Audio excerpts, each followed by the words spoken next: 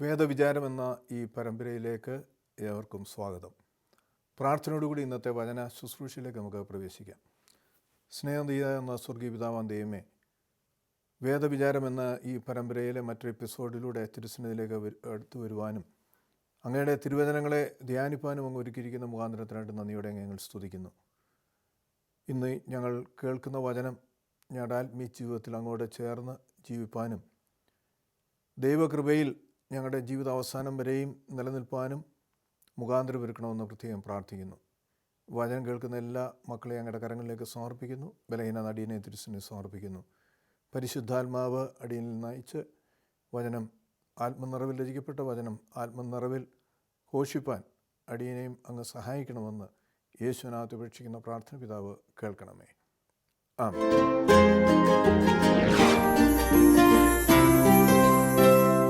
ഇന്ന് നമ്മുടെ ചിന്തയ്ക്കായി കൊരിന്ത്യർക്ക് എഴുതിയ 2-ാം ലേഖനം 6-ാം അധ്യായം 14-ാമത്തെ തിരുവചനം. 2 Corinthians chapter 6 verse 14. നിങ്ങൾക്ക് അവിശ്വാസികളോട് ചേർച്ചയില്ലാത്ത പങ്കാളിത്തം ഉണ്ടാകരുത്. നീതിക്കും അധർമ്മത്തിനും തമ്മിൽ എന്ത് ചേർച്ച? വെളിച്ചത്തിന് ഇരുളിനോട് എന്ത് കൂട്ടായ്മ?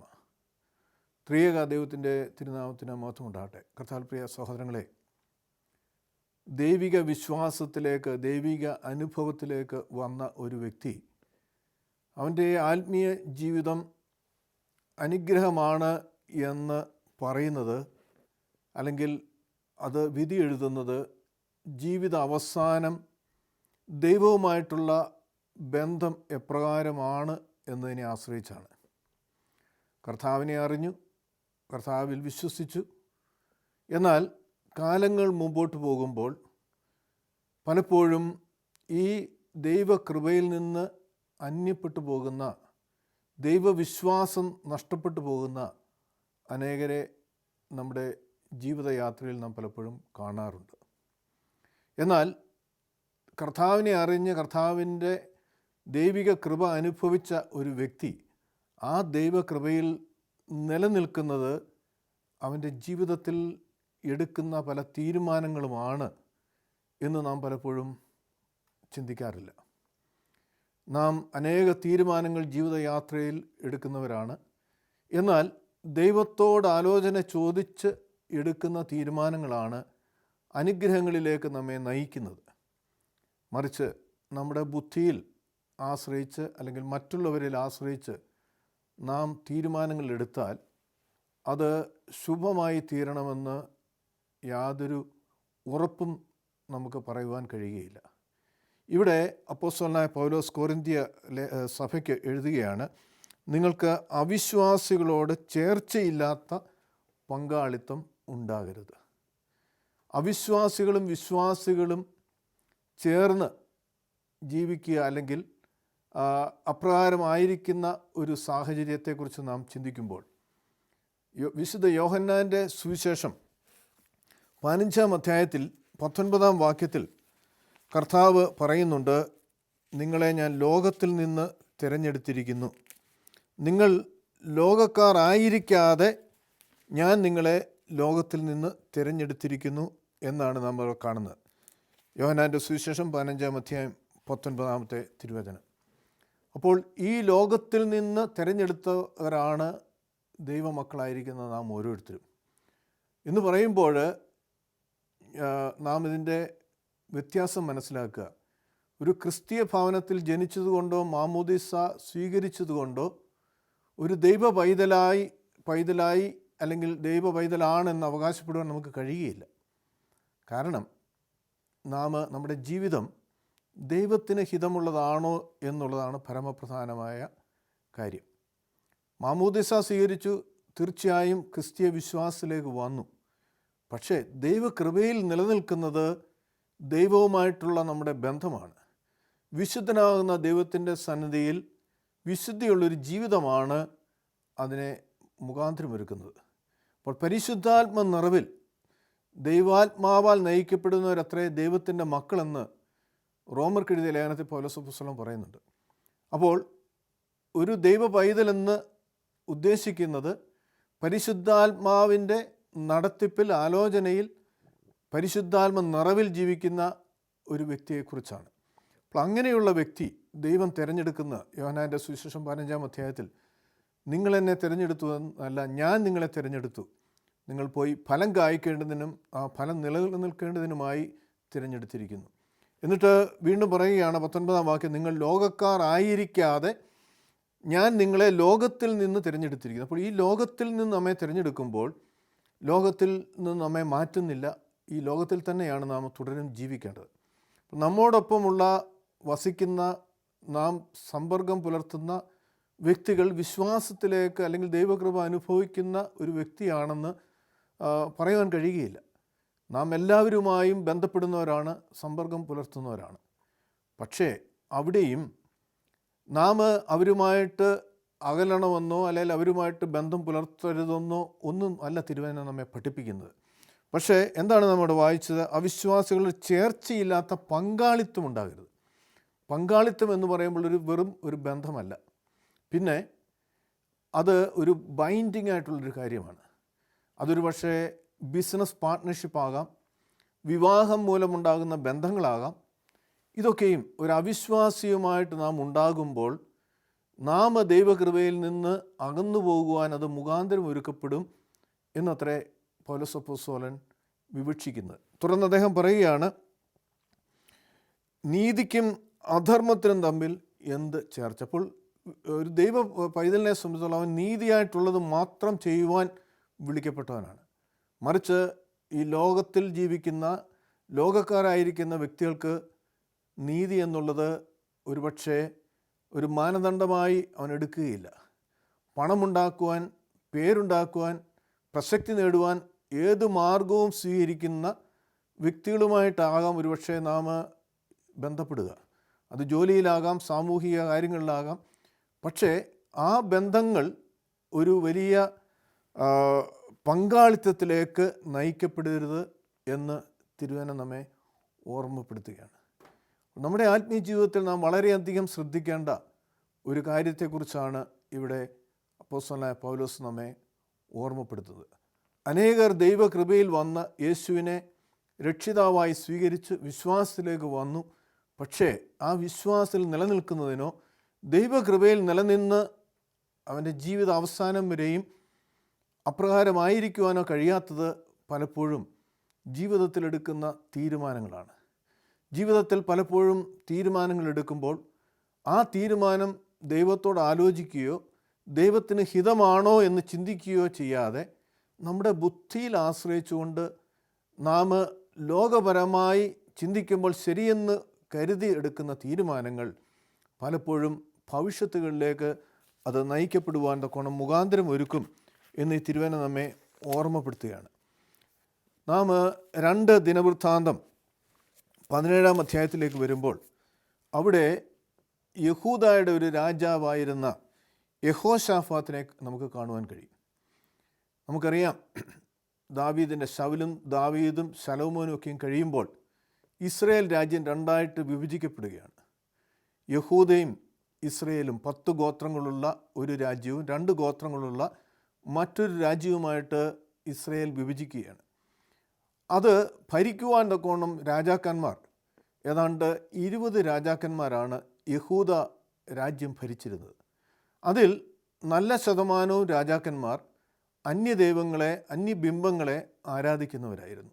എന്നാൽ അതിൽ നിന്ന് വ്യത്യസ്തമായി ചില രാജാക്കന്മാർ, യഹൂദ ഭരിച്ചിരുന്ന രാജാക്കന്മാരിൽ നല്ലവർ എന്ന് പറഞ്ഞാൽ ദൈവഭയത്തിൽ ജീവിക്കുകയും പ്രവർത്തിക്കുകയും ചെയ്ത ചുരുക്കം ചില രാജാക്കന്മാരിൽ ഒരാളായിരുന്നു യഹോശാഫാത്ത് രാജാവ്. ഇത് നാം 17-ാം അധ്യായം 2 ദിനവൃത്താന്തം 17-ാം അധ്യായം 2 മുതലുള്ള തിരുവചനത്തിൽ നാം വായിക്കുകയാണ്. അവൻ യഹൂദായിലെ കോട്ട കെട്ടിയുറപ്പിച്ച പട്ടണങ്ങളിലൊക്കെയും സൈന്യങ്ങളെ നിയോഗിച്ചു. യഹൂദ ദേശത്തു നിന്റെ പിതാവായ ആസ പിടിച്ചെടുത്ത എഫ്രൈം പട്ടണങ്ങളിലും കാവൽ സേനകരെ നിയോഗിച്ചു. യഹോശാഫാത്ത് ബാൽ വിഗ്രഹങ്ങളെ ആശ്രയിക്കാതെ തൻ്റെ പിതാവായ ദാവീദിൻ്റെ ആദ്യകാല വഴികളിൽ നടന്നതുകൊണ്ട് യഹോവ അവനോട് കൂടെ ഉണ്ടായിരുന്നു. അപ്പോൾ അവൻ രാജാവായി അവൻ്റെ പിതാവ് ആസായുടെ മരണശേഷം, ആസായും ദൈവഭയത്തിൽ ജീവിച്ച ഒരു രാജാവായിരുന്നു. എന്നാൽ അവൻ്റെ അവസാന കാലങ്ങളിലേക്ക് വരുമ്പോൾ അവൻ ധനവാൻ, അല്ലെങ്കിൽ അവൻ സമ്പന്നൻ, അവൻ പ്രസക്തി നേടിയവനായി കഴിയുമ്പോൾ ദൈവത്തിൽ ആശ്രയിക്കാതെ ഈ ലോകത്തു നിന്ന് കടന്നുപോയ ഒരു രാജാവായിട്ട് ആസയെ നമുക്ക് കാണാൻ കഴിയും. ദൈവത്തിന് ഹിതമായി ജീവിക്കുകയും ദൈവത്തിൻ്റെ മുൻപിൽ നന്മ ചെയ്യുകയും ചെയ്തിരുന്ന ഒരു രാജാവായിരുന്നു ആസ. എന്നാൽ 16-ാം അധ്യായത്തിൻ്റെ 12-ാമത്തെ തിരുവചനത്തിലേക്ക് നാം വരുമ്പോൾ, ആസായ്ക്ക് തൻ്റെ വാഴ്ചയുടെ 39-ാം ആണ്ടിൽ കാലിൽ രോഗം ബാധിച്ചു. രോഗം അതികഠിനമായിരുന്നു. എന്നാൽ അവൻ തൻ്റെ രോഗാവസ്ഥയിൽ യഹോവയെ അല്ല, വൈദ്യന്മാരെയാണ് അന്വേഷിച്ചത്. അപ്പോൾ ഇവിടെ വ്യക്തമായിട്ട് ഒരു കാര്യം സൂചിപ്പിക്കുകയാണ്. ആസായുടെ ജീവിതത്തിൻ്റെ അവസാന നാളുകളിൽ രോഗബാധിതനായിരിക്കുന്ന സാഹചര്യത്തിൽ അതുവരെയും, അല്ലെങ്കിൽ അവൻ്റെ ആദ്യകാലങ്ങളിൽ ദൈവത്തെ അന്വേഷിച്ച് ജീവിച്ച ആസ, ദൈവനാമ മഹത്വത്തിനു വേണ്ടി പ്രവർത്തിച്ച ആസ എന്ന രാജാവ് അവസാനം ദൈവത്തിൽ ആശ്രയിക്കാതെ ലോകത്തിൻ്റെ വൈദ്യന്മാരിൽ ആശ്രയിച്ച് ഈ ലോകത്ത് നിന്ന് കടന്നു പോകുന്നതായിട്ട് നാം കാണുകയാണ്. അവൻ്റെ മകനാണ് യഹോശാഫാത്ത് എന്ന രാജാവ്. യഹോശാഫാത്ത് 17-ാം അധ്യായത്തിൻ്റെ 6-ാമത്തെ തിരുവചനത്തിൽ, അവൻ്റെ ഹൃദയം യഹോവയുടെ വഴിയിൽ സന്തോഷിച്ച് ധൈര്യപ്പെട്ടു. അപ്പോൾ ദൈവത്തിനു വേണ്ടി പ്രവർത്തിക്കുവാൻ സന്തോഷമുണ്ടായിരുന്ന, ദൈവനാമ മഹത്വത്തിനു വേണ്ടി ജീവിക്കുന്ന ഒരു വ്യക്തിയെ ആയിട്ടാണ്, അല്ലെങ്കിൽ ഒരു രാജാവിനെ ആയിട്ടാണ് യഹോശാഫാത്തിനെ നമുക്കിവിടെ കാണുവാൻ കഴിയുന്നത്. തുടർന്ന് 6-ാം വാക്യത്തിൽ പറയുകയാണ്, അവൻ പൂജാഗിരികളും അശേര പ്രതിഷ്ഠകളും യഹൂദായിൽ നിന്ന് നീക്കിക്കളഞ്ഞു. അപ്പോൾ അവൻ രാജാവാകുമ്പോഴും ഈ അന്യദൈവങ്ങളുടെ ആരാധനകൾ അല്ലെങ്കിൽ ബിംബങ്ങൾ അവിടെ ഉണ്ട്. അവൻ്റെ പിതാവ് ആസ ഇതൊക്കെ നീക്കം ചെയ്തതായിട്ട് നാം ആദ്യം വായിക്കുന്നുണ്ടെങ്കിൽ പോലും ഒരുപക്ഷേ ആസായുടെ ഭരണത്തിൻ്റെ അവസാന കാലങ്ങളിലേക്ക് വരുമ്പോൾ അവിടെയുള്ള ജനം അന്യദൈവങ്ങളെ ആരാധിക്കുന്ന ഒരവസ്ഥയിലേക്ക് എത്തിത്തീർന്നിട്ടുണ്ടാകും. അതുകൊണ്ടാണ് യഹോശാഫാത്ത് നമ്മുടെ വായിക്കുകയാണ്, അവൻ പൂജാഗിരികളും അശേര പ്രതിഷ്ഠകളും യഹൂദായിൽ നിന്ന് നീക്കിക്കളഞ്ഞു. അവൻ അവിടെ നിന്ന് അതൊക്കെയും നീക്കിക്കളഞ്ഞ് സത്യദൈവത്തെ മാത്രം ആരാധിക്കുവാനുള്ള മുഖാന്തരം അവൻ അവിടെ ഒരുക്കുന്നതായിട്ട് നാം കാണുകയാണ്. തുടർന്ന് നാം താഴ്ത്തു വരുമ്പോൾ 17-ാം അധ്യായത്തിൻ്റെ തന്നെ 12-ാമത്തെ തിരുവചനം, യഹോശാഫാത്ത് മേൽക്കുമേൽ പ്രബലനായി തീർന്നു, യഹൂദായിൽ കോട്ടകളും സംഭരണ നഗരങ്ങളും പണിതു. അവൻ നന്മ അനുഭവിക്കുകയാണ് ദൈവത്തിൽ നിന്ന്. കാരണം ദൈവഭയത്തിൽ അവൻ ജീവിച്ചതുകൊണ്ട് ദൈവം അവനെ അനുഗ്രഹിക്കുന്നതായിട്ട് നാം കാണുകയാണ്. അതിന് കാരണം 9-ാം വാക്യത്തിൽ നാം കാണുകയാണ്, അവൻ യഹൂദായിൽ ഉപദേശിച്ചു. യഹോവയുടെ ന്യായപ്രമാണ പുസ്തകവും അവരുടെ കയ്യിലുണ്ടായിരുന്നു. അവർ യഹൂദ നഗരങ്ങളിലൊക്കെയും സഞ്ചരിച്ച് ജനത്തെ ഉപദേശിച്ചു. അപ്പോൾ അവിടെ അന്ന് ഈ അശേര പ്രതിഷ്ഠകളും മറ്റ് ബിംബങ്ങളെ ആരാധിക്കുന്ന, മറ്റ് അന്യദൈവങ്ങളെ ആരാധിക്കുന്ന ഒരു സാഹചര്യം ഉണ്ടായിരുന്നപ്പോൾ അതൊക്കെ നീക്കിക്കളഞ്ഞിട്ട് ആ ജനത്തെ അവൻ ഉപദേശിക്കുകയാണ്. എന്താണ് ഉപദേശം? തീർച്ചയായിട്ടും ഈ സത്യദൈവത്തിലേക്ക് ഇവർ മടങ്ങി വരുവാൻ, ആ ദൈവമല്ലാതെ മറ്റൊരു ദൈവത്തെ ആരാധിക്കരുത് എന്നുള്ള ഉപദേശമാണ് യഹോശാഫാത്ത് യഹൂദ രാജ്യത്ത് സകല ജനങ്ങളെയും അറിയിക്കുന്നത്. അങ്ങനെ ദൈവഭയത്തിലും ദൈവത്തിന് പ്രസാദകരമായും ദൈവകൃപയിലും ജീവിച്ച് മുമ്പോട്ട് പോകുന്ന യഹോശാഫാത്തിനെ നമുക്ക് കാണുവാൻ തക്കോണം കഴിയും. 18-ാം അധ്യായത്തിന് 1-ാം വാക്യത്തിലേക്ക് നാം വരുമ്പോൾ, യഹോശാഫാത്തിന് ധനവും മാനവും വളരെ ഉണ്ടായിരുന്നു. അങ്ങനെ ദൈവം അവനെ അനുഗ്രഹിക്കുകയാണ്. തിരുവചനം നാം പഠിക്കുമ്പോൾ ദൈവഭയത്തിൽ ജീവിച്ചിരുന്ന അല്ലെങ്കിൽ ഇന്നും ജീവിക്കുന്ന വ്യക്തികളെ ദൈവം ഇപ്പോഴും അനുഗ്രഹിച്ചുകൊണ്ടേയിരിക്കും. കാരണം അന്യായമായി ഒന്നും സമ്പാദിക്കാതെ ദൈവഭയത്തിൽ ന്യായമായത് മാത്രം ചെയ്യുമ്പോൾ അവന് ആവശ്യമാകുന്നൊക്കെയും നൽകേണ്ടത് ദൈവത്തിൻ്റെ കടമയാണ്. കാരണം അവൻ ദൈവ മകനാണ്, അല്ലെങ്കിൽ ദൈവ മകളാണ്. അപ്പോൾ നാം തിരുവചനം പഠിക്കുന്നുണ്ട്, മുന്നമേ അവൻ്റെ രാജ്യവും നീതിയും അന്വേഷിക്കുക, അതുവഴി സകലതും കൂട്ടിച്ചേർക്കും. നമുക്ക് ജീവിക്കുവാൻ ആവശ്യമാകുന്നത്, നാം ഏത് തലത്തിലായിരിക്കുന്നുവോ ആ തലത്തിൽ പ്രശോഭിക്കുവാൻ തക്കവണ്ണം ദൈവം നമ്മെ അനുഗ്രഹിക്കുമെന്ന് നാം ഗോത്രപിതാക്കന്മാരായിരുന്നാലും ദൈവഭയത്തിൽ ജീവിച്ചിരുന്ന തുറന്നുള്ള രാജാക്കന്മാരായിരുന്നാലും ഒക്കെയും നമുക്ക് കാണുവാൻ കഴിയും. ദാവീദ് രാജാവിനെക്കുറിച്ച് നാം കാണുന്നുണ്ട്. അവനൊരു ഇടയനായിരിക്കുമ്പോൾ അവനെ തിരഞ്ഞെടുത്തു, ദൈവം അവനെ രാജാവാക്കി. ദൈവഭയത്തിൽ അവൻ ജീവിക്കുവാൻ തുടങ്ങിയപ്പോൾ മുതൽ ദൈവം അവനെ അനുഗ്രഹിക്കുന്നതായിട്ട് നാം കാണുന്നുണ്ട്. അങ്ങനെ ദൈവഭയത്തിൽ ജീവിച്ചിരുന്ന യഹോശാഫാത്തിന് വളരെ ധനവും മാനവും വളരെ ഉണ്ടായിരുന്നു എന്ന് 18-ാം അധ്യായത്തിൻ്റെ 1-ാമത്തെ തിരുവചനത്തിൽ നാം കാണുകയാണ്. അങ്ങനെ ദൈവകൃപയിൽ മുമ്പോട്ട് പോയി ദൈവത്തിന് ഹിതമായത് മാത്രം പ്രവർത്തിച്ച യഹോശാഫാത്തിൻ്റെ ജീവിതത്തിൽ ഒരു സംഭവം, അവൻ്റെ അനുഗ്രഹത്തിന് തടസ്സമായി നിൽക്കുന്ന അല്ലെങ്കിൽ ദൈവത്തെ ദുഃഖിപ്പിക്കുന്ന ഒരു സംഭവം 1-ാമത്തെ തിരുവചനത്തിൽ 18-ാം അധ്യായം 1-ാമത്തെ തിരുവചനത്തിൻ്റെ 2-ാം ഭാഗത്ത് നാം വായിക്കുകയാണ്. അവൻ ആഹാബിനോട് വിവാഹബന്ധത്തിലൂടെ സഖ്യം ഉണ്ടാക്കി.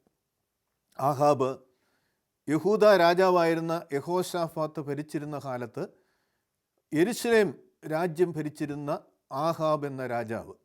ആഹാബിനെക്കുറിച്ച് നാം തിരുവചനത്തിൽ പഠിക്കുമ്പോൾ ആഹാബിനോടൊപ്പം മറ്റൊരു സ്ത്രീ, ഇസബെൽ എന്നൊരു സ്ത്രീയെ കൂടി നമുക്ക് കൂട്ടിച്ചേർക്കേണ്ടി വരും.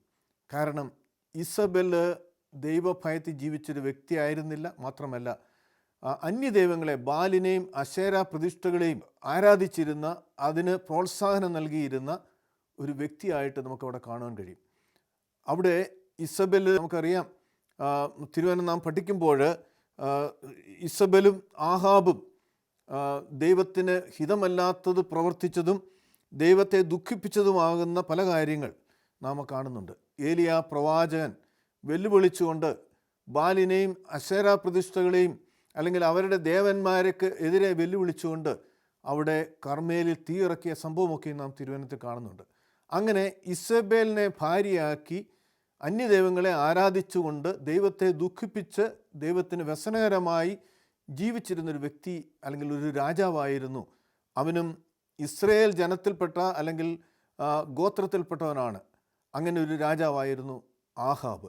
അപ്പോൾ ഇവിടെ നാം വായിക്കുകയാണ്, അവൻ ആഹാബിനോട് വിവാഹബന്ധത്തിലൂടെ സഖ്യം ഉണ്ടാക്കി. അപ്പോൾ ഇസ്രയേൽ രാജ്യവും യഹൂദ രാജ്യവും ഒരുമിച്ച് ഒരു വലിയ ശക്തിയായി മാറുമെന്നുള്ള ചിന്തയായിരിക്കണം ഇതിന് പ്രേരിപ്പിക്കുന്നത് എന്ന് നാം മനസ്സിലാക്കുക. യഹോശാഫാത്ത് അങ്ങനൊരു സഖ്യം ആഹാബായിട്ട് ഉണ്ടാക്കുകയാണ്. എന്നിട്ട് അടുത്ത വാക്യത്തിൽ നാം വായിക്കുകയാണ്, കുറച്ച് വർഷങ്ങൾക്ക് ശേഷം അവൻ ശമര്യയിൽ ആഹാബിൻ്റെ അടുക്കൽ ചെന്നു. ആഹാബ് അവനും കൂടെ ഉണ്ടായിരുന്ന ജനത്തിനു വേണ്ടി വളരെ ആടുകളെയും കാളകളെയും അറുത്തു. ഗിലെയാദിലെ രാമോത്തിനെതിരെ തന്നോടുകൂടെ ചെല്ലേണ്ടതിന് അവനെ പ്രേരിപ്പിച്ചു. ഇസ്രയേൽ രാജാവായ ആഹാബ് യഹൂദ രാജാവായ യഹോശാഫാത്തിനോട്, നീ എന്നോടുകൂടെ ഗിലെയാദിലെ രാമോത്തിലേക്ക് വരുമോ എന്ന് ചോദിച്ചു. അവനോട്, ഞാനും നീയും എൻ്റെ ജനവും നിൻ്റെ ജനവും ഒരുപോലെയല്ലോ, ഞങ്ങൾ നിന്നോടുകൂടെ യുദ്ധത്തിന് വരാം എന്ന് പറഞ്ഞു. ഇവിടെ നാം കാണുകയാണ്, യഹോശാഫാത്ത് എന്താണ് പറയുന്നത്? നിൻ്റെ ജനവും ഞാനും നീയും, എൻ്റെ ജനവും നിൻ്റെ ജനവും ഒരുപോലെയല്ലയോ?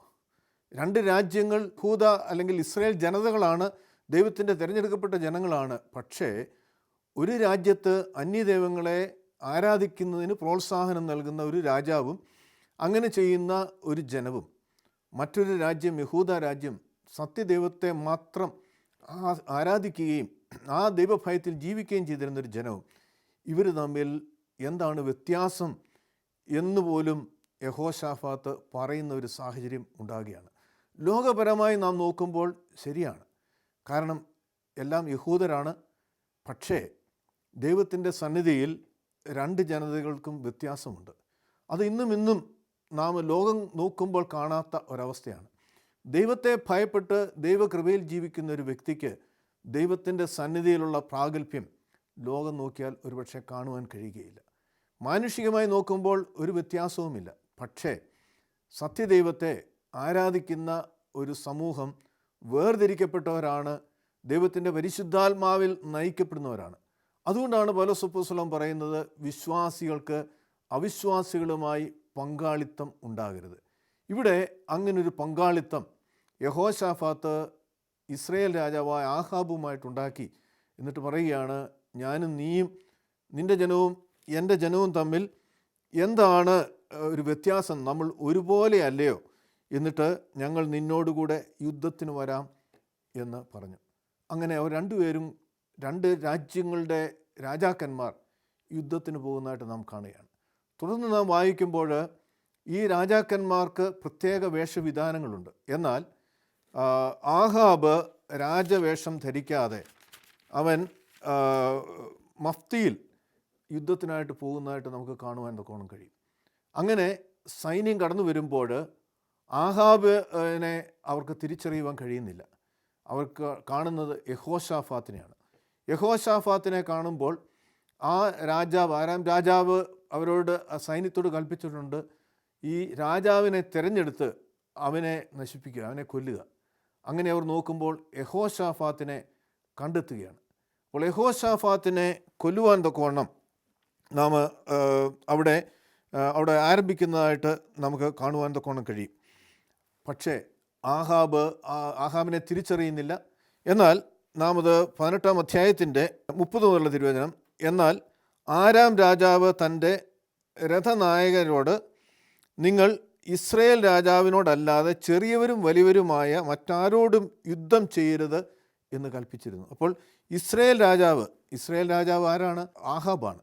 അപ്പോൾ ഇസ്രയേൽ രാജാവിനോടല്ലാതെ ചെറിയവരും വലിയവരുമായ മറ്റാരോട് യുദ്ധം ചെയ്യരുതെന്ന് അവൻ കൽപ്പിച്ചിരുന്നു. ആകയാൽ രഥനായകന്മാർ യഹോശാഫാത്തിനെ കണ്ടപ്പോൾ ഇവൻ തന്നെ ഇസ്രയേൽ രാജാവ് എന്ന് പറഞ്ഞ് അവനോട് പൊരുതുവാൻ തിരിഞ്ഞു. അപ്പോൾ ഈ സൈന്യം കടന്നു വരുമ്പോൾ രാജവേഷം ധരിച്ചിരുന്ന യഹോശാഫാത്തിനെ കാണുകയാണ്. യഹോശാഫാത്ത് രാജാവാണ് എന്ന് മനസ്സിലാക്കിക്കൊണ്ട്, അല്ലെങ്കിൽ എന്ന് തെറ്റിദ്ധരിച്ചുകൊണ്ട് അവനെതിരെ തിരിയുന്നതായിട്ട് നാം കാണുകയാണ്. അപ്പോൾ എന്താണ് സംഭവിക്കുന്നത്? എന്നാൽ എന്ന് പറഞ്ഞ് അവനോട് പൊരുതാൻ തുടങ്ങി. എന്നാൽ യഹോശാഫാത്ത് നിലവിളിച്ചു, യഹോവ അവനെ സഹായിച്ചു, ദൈവം അവരെ അവനിൽ നിന്ന് അകറ്റിക്കൊണ്ടുപോയി. ആ സന്ദർഭത്തിൽ അവൻ്റെ കണ്ണ് തുറക്കുകയാണ്. അവൻ ദൈവത്തോട് നിലവിളിക്കുകയാണ്. അവന് അകാരണമായി കൊല്ലപ്പെടുവാൻ പോകുന്നൊരു സാഹചര്യത്തിൽ അവന് മറ്റാരും ആശ്രയമില്ല. ഇസ്രയേൽ രാജാവായ ആഹാബിനെ രക്ഷിക്കുവാൻ കഴിയുന്നില്ല. അവനെ രക്ഷിക്കുവാൻ കഴിയുന്ന ഒരാൾ മാത്രമേ ഉള്ളൂ എന്നുള്ളൊരു ബോധ്യം അവനുണ്ടായി.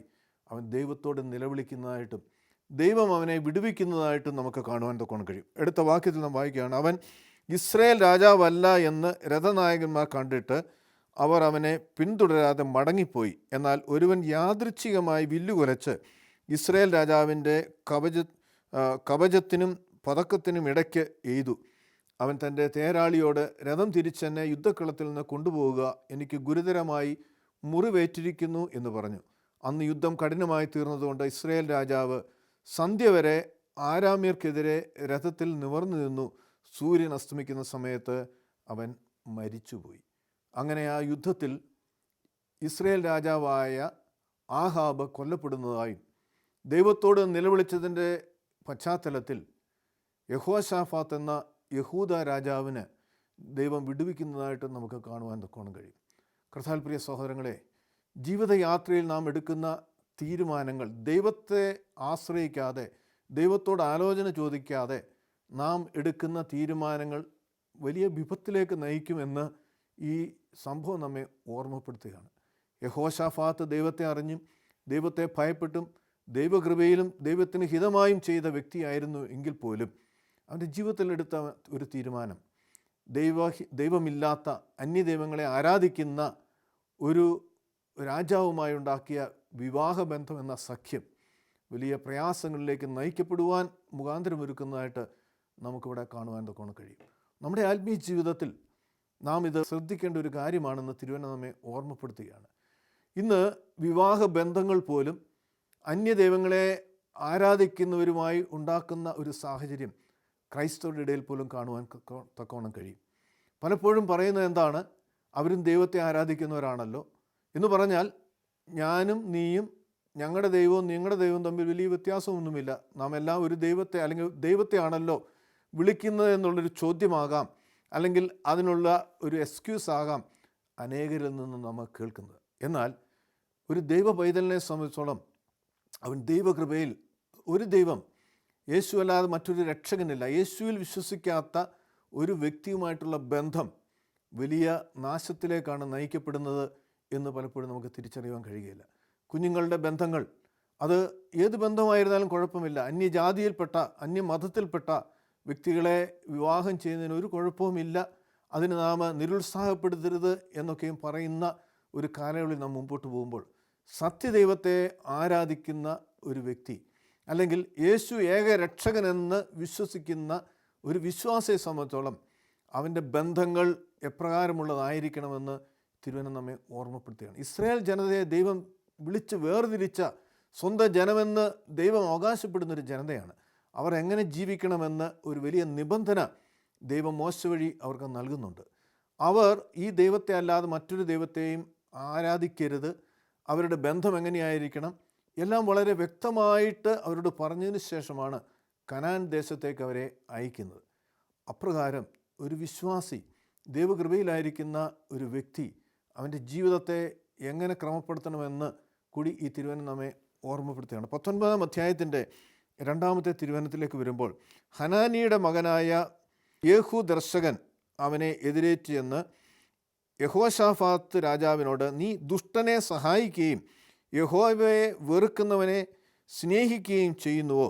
അതുകൊണ്ട് യഹോവയുടെ കോപം നിൻ്റെ മേൽ വന്നിരിക്കുന്നു. ഒരു പ്രവാചകൻ, ദൈവത്തിൻ്റെ അരുളപ്പാട് പറയുന്ന പ്രവാചകൻ ചെന്ന് യഹോശാഫാത്തിനോട് പറയുകയാണ്, നീ ദുഷ്ടനെ സഹായിക്കുകയും യഹോവയെ വെറുക്കുന്നവനെ സ്നേഹിക്കുകയും ചെയ്യുന്നുവല്ലോ. അപ്പോൾ ഒരുപക്ഷെ നാം ദൈവത്തെ വെറുക്കുന്നില്ലായിരിക്കാം. നമ്മുടെ ബന്ധങ്ങൾ എങ്ങനെയുള്ളതാണെന്ന് നാം ചിന്തിക്കുക. യഹോശാഫാത്തിന് ദൈവത്തിൻ്റെ സന്നിധി വലിയ പ്രാഗൽഭ്യമുണ്ടായിരുന്നെങ്കിൽ പോലും അവൻ ചെയ്ത ആ ഒരു ബന്ധം, അതിൻ്റെ പശ്ചാത്തലത്തിലാണ് പ്രവാചകനിലൂടെ ദൈവം അവനോട് പറയുന്നത്, നീ ദുഷ്ടനെ സഹായിക്കുകയും യഹോവയെ വെറുക്കുന്നവനെ സ്നേഹിക്കുകയും ചെയ്യുന്നുവല്ലോ. അതുകൊണ്ട് യഹോവയുടെ കോപം നിൻ്റെ മേൽ വന്നിരിക്കുന്നു. ദൈവകോപം നിൻ്റെ മേൽ വന്നിരിക്കുകയാണ്. എന്നിട്ട് തുടർന്ന് നാം വായിക്കുകയാണ്, എങ്കിലും നീ അശേരാ പ്രതിഷ്ഠകൾ നീക്കിക്കളയുകയും ദൈവത്തെ അന്വേഷിക്കുവാൻ മനസ്സ് വയ്ക്കുകയും ചെയ്തതിനാൽ നന്മയും നിന്നിൽ കണ്ടെത്തിയിരിക്കുന്നു. അപ്പോൾ അവൻ്റെ നന്മ അതുമാത്രം ദൈവം കണക്കാക്കി ആ വലിയ വിപത്തിൽ നിന്ന് അവനെ വിടുവിക്കുന്നതായിട്ട് നാം ഈ തിരുവചനത്തിലൂടെ കാണുകയാണ്. കർത്താവിൽ പ്രിയ സഹോദരങ്ങളെ, നമ്മുടെ ആത്മീയ ജീവിതത്തിൽ ഇതൊരു വലിയ പാഠമാകണം. ദൈവകൃപ രുചിച്ചറിഞ്ഞ ദൈവവിശ്വാസത്തിലേക്ക് വന്ന ഓരോ വിശ്വാസിയും നമ്മുടെ ബന്ധങ്ങൾ എങ്ങനെയായിരിക്കണം? അത് വിവാഹ ബന്ധമാകാം, ബിസിനസ് ബന്ധങ്ങളാകാം. ആ ബന്ധങ്ങൾ ദൈവത്തിന് ഹിതമായും ദൈവത്തിന് പ്രസാദകരമായും നാം ചെയ്യുമ്പോഴാണ് അനുഗ്രഹങ്ങളിലേക്ക് നയിക്കുന്നതെന്ന് തിരുവചനം നമ്മെ ഓർമ്മപ്പെടുത്തുകയാണ്. അപ്രകാരം നമ്മുടെ ആത്മീയ ജീവിതത്തെ ക്രമപ്പെടുത്തി മുമ്പോട്ട് പോകാൻ ദൈവത്തിൻ്റെ പരിശുദ്ധാത്മ നമ്മെ സഹായിക്കട്ടെ. ദൈവം നമ്മെ അനുഗ്രഹിക്കട്ടെ.